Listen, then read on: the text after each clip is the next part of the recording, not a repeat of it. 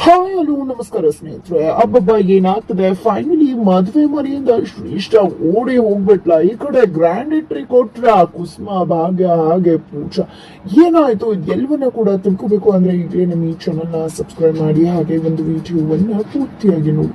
ಇಲ್ಲಿ ಭಾಗ್ಯ ಮತ್ತೆ ಮಾವ ಯಾವುದೇ ಕಾರಣಕ್ಕೂ ಕೂಡ ನಾವು ಹೋಗದೆ ತಪ್ಪಿಸ್ಕೋಬಾರ್ದು. ಆ ಶ್ರೇಷ್ಠ ಎಷ್ಟೆಲ್ಲ ನಾಟಕ ಮಾಡಿ ಸುಳ್ಳು ಹೇಳ್ತಿದ್ದಾಳೆ ಅಂತ ಹೇಳ್ತಿದ್ರೆ, ಈ ಕಡೆ ಧರ್ಮ ಅಂಕಲ್ ಕೂಡ ಹೌದು ಭಾಗ್ಯ, ಇಲ್ಲಿ ಪೂಜಾಗೆ ಎಲ್ಲಾ ವಿಷಯ ಗೊತ್ತಾಗಿದೆ ಅನ್ನೋ ಕಾರಣಕ್ಕೆ ಶ್ರೇಷ್ಠ ಮದ್ವೆ ಆಗೋ ತನಕ ಪೂಜಾನ ಬಿಡಬಾರ್ದು ಅಂತ ಅನ್ಕೊಂಡಿದ್ನು ಅನ್ಸುತ್ತೆ. ಅಂದಾಗ ಹೌದು ಮಾವ, ಅವಳು ಆ ರೀತಿ ಮಾಡೋದಕ್ಕೆ ಯಾವುದೇ ಕಾರಣಕ್ಕೂ ಕೂಡ ಬಿಡುವುದಿಲ್ಲ. ಪೂಜಾನು ಬಿಡಿಸ್ಕೋತೀನಿ, ಹಾಗೆ ಶ್ರೇಷ್ಠ ಮದ್ವೆನೂ ಕೂಡ ನಿಲ್ಲಿಸ್ತೀನಿ. ಯಾವುದೇ ಕಾರಣಕ್ಕೂ ಅಂತ ನಾಟಕದ ಸುಳ್ಳಿನ ಮದ್ವೆ ನಡಿಲೇ ಕೂಡ್ದು ಅಂತ ಹೇಳ್ತಿದ್ದಾಳೆ. ಜೊತೆಗೆ ಈ ತಾಂಡವ್ಗೂ ಕೂಡ ಬುದ್ಧಿ ಇಲ್ಲ. ಹೀಗೆ ಅವಳು ಮದ್ವೆಗೆ ಹೋಗಿದ್ದಾನೆ ನೋಡು, ಅವನಿಗೂ ಕೂಡ ಅವನ ಫ್ರೆಂಡ್ ಎಂತವಳು ಅನ್ನೋ ವಿಷಯ ಗೊತ್ತಾಗ್ಬೇಕು ಅಂತ ಮಾವ ಹೇಳ್ತಿದ್ದಾಗೆ, ಈ ಕಡೆ ಭಾಗ್ಯಗೆ ತಾಂಡವ ಅವತ್ತು ಪೊಲೀಸ್ ಸ್ಟೇಷನ್ ಅಲ್ಲಿ ಸುಂದರಿನ ನೋಡಿದ್ರು ಕೂಡ ಗೊತ್ತಿಲ್ಲ ಅಂತ ಹೇಳಿ ತಬ್ಬಿಬ್ಬಾಗಿದ್ದು ಎಲ್ಲವೂ ಕೂಡ ಭಾಗ್ಯಗೆ ನೆನಪಾಗುತ್ತೆ. ಆದ್ರೆ ಈಗ್ಲೂ ಕೂಡ ಭಾಗ್ಯಗೆ ಅದು ತಾಂಡವ ಅಪ್ಪ ಅಮ್ಮನ್ ನಾಟಕ ಮಾಡ್ತಿದ್ರ ಅವರು ಅಂತ ಅನ್ಸುವುದಿಲ್ಲ. ಅವತ್ತು ಪೊಲೀಸ್ ಸ್ಟೇಷನ್ಗೆ ಹೋಗಿದ್ದಾಗ ಈ ಸುಂದರಿ ಮೊದ್ಲೇ ಗೊತ್ತಿತ್ತು ಅಂತ ಅನ್ಸುತ್ತೆ, ಆ ತರುಣ್ ಅನ್ನೋರಿಗೆ ನಾಟಕ ಮಾಡ್ತಿರೋ ಅಪ್ಪ ಅಮ್ಮ ಅಂತ. ಅದಕ್ಕೆ ಅವರು ತುಂಬಾ ತಬ್ಬಿಬ್ಬಾಗಿದ್ರು ಅಂತ ಅನ್ಕೋತಿದ್ದಾರೆ. ಅವರು ಅವತ್ತು ಒಂದ್ ರೀತಿ ನಾಟಕ ಮಾಡ್ತಾ ಇದ್ರು ಅಂತ ಅನ್ನಿಸ್ತು. ಸುಂದ್ರಿನ ನೋಡಿ ಗೊತ್ತೇ ಇಲ್ಲ ಅನ್ನೋ ರೀತಿ ರಿಯಾಕ್ಟ್ ಮಾಡಿದ್ರು. ಅದನ್ನೆಲ್ಲ ನೋಡ್ತಿದ್ರೆ ಅವ್ರಿಗೆ ಮೊದ್ಲಿಗೆ ಗೊತ್ತಿತ್ತು ಅನ್ಸುತ್ತೆ ಶ್ರೇಷ್ಠ ಮದುವೆ ನಾಟಕ ಮಾಡ್ತಿರು ಅಪ್ಪ ಅಮ್ಮ ಅಂದಾಗ. ಅದೇನೋ ಎಂತೋ ಗೊತ್ತಿಲ್ಲ ಅಂತ ಹೇಳ್ತಿದ್ದಾರೆ. ಆದ್ರೂ ಕೂಡ ಇವ್ರು ಯಾಕೆ ಅವಳು ಮದ್ವೆಗೆ ಇಷ್ಟು ಹರಾತುರಿಯಲ್ಲಿ ಹೋಗ್ಬೇಕಾಗಿತ್ತು? ನಿಜವಾಗ್ಲೂ ಹೇಳ್ಬೇಕು ಅಂದ್ರೆ ಅವ್ರ ಫ್ರೆಂಡ್ ಎಂತವಳು ಎಂತ ಮಹಾನ್ ಕೆಲಸ ಮಾಡಿದಾಳೆ ಅಂತಕ್ಕಂಥದ್ದು ಅವ್ರಿಗೂ ಕೂಡ ಗೊತ್ತು ಮಾಡ್ಲೇಬೇಕು. ಬನ್ನಿ ಮಾವ, ಯಾವ್ದೇ ಕಾರಣಕ್ಕೂ ಹೋಗದೆ ಕೂಡ ಕೂಡ್ತು ಅಂತ ಹೇಳಿ ಅಲ್ಲಿ ಒಂದು ಆಟೋ ಹತ್ಕೊಂಡು ಹೋಗೋಕ್ ನೋಡಿದ್ರೆ ಸುಂದ್ರಿ ಅಡ್ಡ ಬರ್ತಾರೆ. ಏನ್ ನಿಂಗೇನ್ ತಲೆ ಕೆಡಿದ್ಯಾ? ಎಷ್ಟು ಬಾರಿ ಹೇಳುದು, ಮೊದ್ಲು ಸುಮ್ನೆ ಇಲ್ಲಿಂದ ಹೊರಟು ಬಿಡುವಂತಂದ್ರೆ ಇಲ್ಲ ಭಾಗ್ಯ, ನಿನ್ಗೆ ಇನ್ನೂ ಕೂಡ ತುಂಬಾ ಸತ್ಯ ಹೇಳುವುದಿದೆ ಅಂತ ಹೇಳ್ತಿದ್ದಾರೆ. ಏನ್ ನಿನ್ಗೆ ಶ್ರೇಷ್ಠ ಮತ್ತೆ ದುಡ್ಡು ಕೊಟ್ಟು ನಮ್ಮ ಮದ್ವೆಗೆ ಹೋಗ್ಬಾರ್ದು ಅಂತ ತಡಿಯಕ್ಕೇನಾದ್ರೂ ನೋಡ್ತಿದ್ದಾಳ ಅಂತ ಹೇಳಿದ್ರೆ, ನಿನ್ ತಂಗಿ ತಡಿಯೋಕ್ ನೋಡ್ತಿರುವುದು. ನೀನು ಯಾವ್ದೇ ಕಾರಣಕ್ಕೂ ಹೋಗ್ಬಾರ್ದು, ನನ್ನಿಂದ ಎಷ್ಟು ಸಾಧ್ಯ ಆಗುತ್ತೋ ನಿನ್ನನ್ನ ಅಷ್ಟು ತಡಿಯೋಕ್ ಪ್ರಯತ್ನ ಮಾಡ್ತೀನಿ, ಅದಾದ ನಂತರ ನನ್ ಕೈ ಮೀರಿ ಹೋಗುತ್ತೆ ಅಂತ ಸುಂದರಿ ಹೇಳಿದ್ರೆ ಅನ್ಕೋತಾರೆ.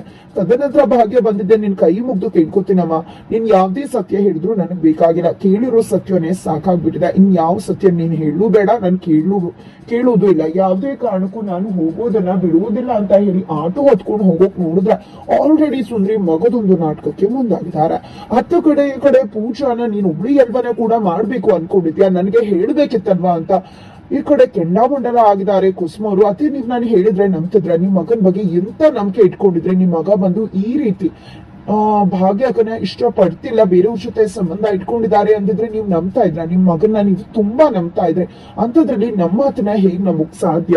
ಭಾಗ್ಯಕ್ಕ ಅಂದ್ರೆ ಇಷ್ಟ ಇಲ್ಲ, ನೀವ್ ನೋಡಿರೋ ಹುಡುಗಿ ಇಷ್ಟ ಇಲ್ಲದೆ ತನ್ಗೆ ಮಾಡ್ರನ್ ಹುಡುಗಿ ಶ್ರೇಷ್ಠ ಅಂತವಳು ಸೂಟ್ ಆಗ್ತಾಳೆ ಅಂತ ಮದ್ವೆ ಆಗ್ಬೇಕು ಅಂತ ಹೊರಟಿದ್ದಾರೆ ಅನ್ನೋ ಸತ್ಯ ನಾನ್ ನಿಮ್ಗೆ ಹೇಳಿದ್ರೆ ನೀವು ಒಪ್ಕೋತಿದ್ರ? ಖಂಡಿತ ಇಲ್ಲ ಅಂತ. ಅದಕ್ಕೋಸ್ಕರ ನಾನ್ ನಿಮ್ಗೆ ಸತ್ಯ ಹೇಳಲಿಲ್ಲ. ಹೇಗಾದ್ರೂ ಮಾಡಿ ಇದನ್ನೆಲ್ಲ ನಾನೇ ತಡಿಬೇಕು ಅಂತ ಪ್ರಯತ್ನ ಪಟ್ಟೆ ಅಂತ ಹೇಳ್ತಿದ್ದಾಳೆ. ನಂತರ ಈ ಕಡೆ ಕುಸುಮರ್ಗೂ ಕೂಡ ಹೌದು, ನಾನ್ ಮಾತನ್ನ ನಂಬ್ತಾ ಇರ್ಲಿಲ್ಲ ಅಂತ ಅನ್ಸುತ್ತೆ. ಜೊತೆಗೆ ಯಾವ್ದೇ ಕಾರಣಕ್ಕೂ ಈ ಒಂದು ವಿಷಯ ಅಕ್ಕಂಗ್ ಗೊತ್ತಾಗ್ಬಾರ್ದು ಅನ್ನೋದು ನನ್ನ ಇಂಟೆನ್ಷನ್ ಆಗಿತ್ತು. ಅಕ್ಕಂಗ್ ಗೊತ್ತಾದ್ರೆ ಖಂಡಿತ ಇದ್ ಯಾವ್ದನ್ನ ಕೂಡ ಸಹಿಸ್ಕೊಳ್ಳೋ ಶಕ್ತಿ ಅವಳಿಗಿಲ್ಲ. ಅದಕ್ಕೋಸ್ಕರ ಇದು ಏನೇ ಮಾಡುದಿದ್ರು ನಾವೇ ಮಾಡ್ಬೇಕು ಅಂದಾಗ ಹೌದು ಪೂಜಾ, ಯಾವ್ದೇ ಕಾರಣಕ್ಕೂ ಇದು ಅಕ್ಕಂಗೆ ಗೊತ್ತಾಗ್ಬಾರ್ದು, ಭಾಗ್ಯಂಗೆ ಗೊತ್ತಾಗ್ಬಾರ್ದು. ಭಾಗ್ಯಂಗ್ ಗೊತ್ತಾದ್ರೆ ಖಂಡಿತ ಇದನ್ನ ಯಾವ್ದನ್ನ ಕೂಡ ಆಕೆಗೆ ಸಹಿಸೋ ಶಕ್ತಿ ಇಲ್ಲ.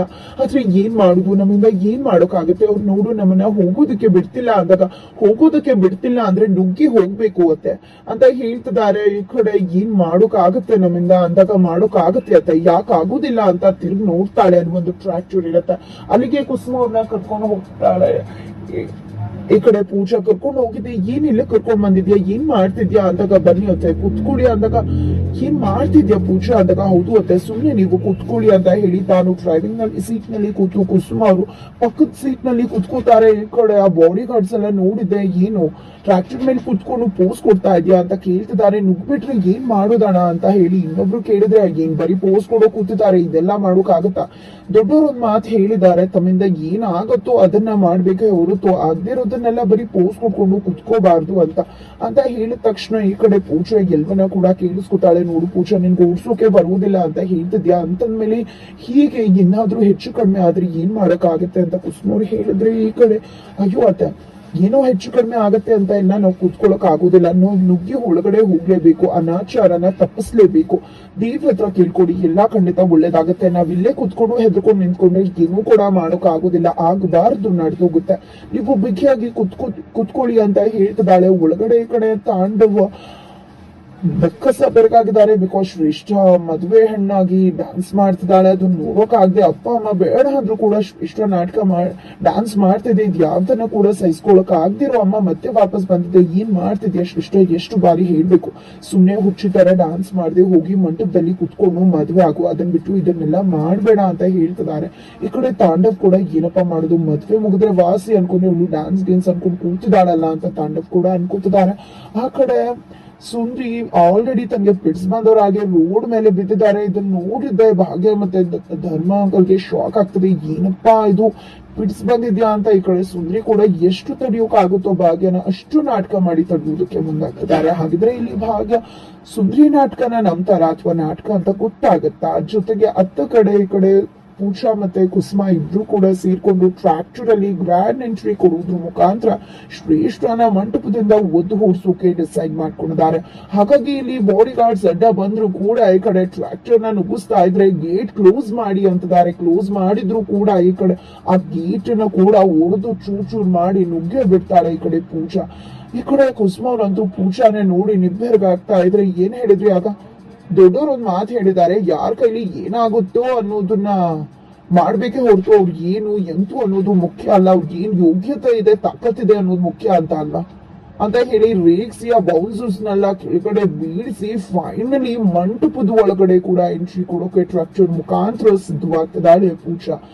ಈ ಕಡೆ ತಾಂಡವ್ ಡ್ಯಾನ್ಸ್ ನೋಡ್ತಾ ಇದ್ರೆ ಈ ಕಡೆ ಅಮ್ಮ ಬಂದು ಶ್ರೇಷ್ಠನ ತರಾಟೆ ತಗೊಂಡ್ರೆ ಈ ಕಡೆ ಶ್ರೇಷ್ಠ ಅಂತೂ ಯಾರ್ ನೀವು ಸುಮ್ನೆ ಮದ್ವೆಲಿ ಇದ್ರ ಹೋದ್ರ ಅಂತ ಇರ್ಬೇಕು, ಅದನ್ ಬಿಟ್ಟು ಈ ರೀತಿ ಎಲ್ಲ ಮಾತನಾಡಬಾರ್ದು ಅಂತ ಹೇಳ್ತಾಳೆ. ನಂತರ ತಾಂಡವ್ ಕೂಡ ಕರ್ಕೊಂಡ್ ಬಂದ್ ಕುಣಿಸ್ತಾಳೆ. ನಂತರ ಹೋಗಿ ಮಾಂಗಲ್ಯ ಧಾರಣೆ ಆಗ್ಬೇಕು, ಇನ್ನೂ ಕೂಡ ಶಾಸ್ತ್ರಗಳಿರತ್ತೆ, ಅದೆಲ್ಲವನ್ನ ಕೂಡ ಬಿಟ್ಟು ಮೊದ್ಲು ಮಾಂಗಲ್ಯನ ಧಾರಣೆ ಮಾಡಿಸಿ ಅಂತ ಹೇಳ್ತಿದ್ರಿ. ಏನು ಶಾಸ್ತ್ರ ಎಲ್ಲ ಮಾಡ್ಬೇಕಲ್ವಮ್ಮ ಅಂದಾಗ ನಮ್ಗೆ ಅದು ಕೂಡ ಬೇಕಾಗಿಲ್ಲ, ಮೊದ್ಲು ಮದುವೆ ಆಗ್ಬೇಕು ಅಷ್ಟೇ ಅಂತ ಹೇಳ್ತಾರೆ.